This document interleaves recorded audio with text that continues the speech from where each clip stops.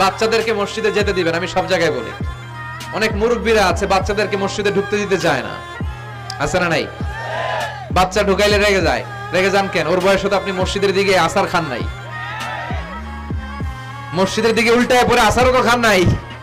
ও আসতে যাচ্ছে, আসতে দেন। বাচ্চারা মসজিদে আওয়াজ করবে, এতে কোনো সমস্যা নাই, বাচ্চারাই তো আওয়াজ করবে, আপনি করবেন? বাচ্চারা লাফালাফি করলে ভালো লাগে, 80 বছরের বুড়া মানুষ লাফ দিলে ভালো লাগবে? কথা কন, ওর বিশ্রী দেখা যাবে। বাচ্চারা এরকম লাফালাফি করবে।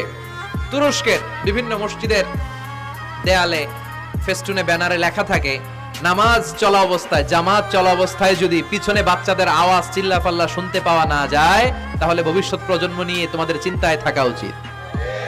পিছনে বাচ্চাদের আওয়াজ নাই, তার মানে আমার নাতিপুতি, আমার ছেলেমেয়েরা তো নামাজি হচ্ছে না। আর তারাবি নামাজ পড়তেছে, পিছনে চিল্লায় ফাটায় ফেলাইতেছে, তার মানে ইনশাআল্লাহ ভবিষ্যতে নাতিপুতিরা সবগুলা মুসল্লি হবে। কথা বলেন, বুঝায় দিবেন।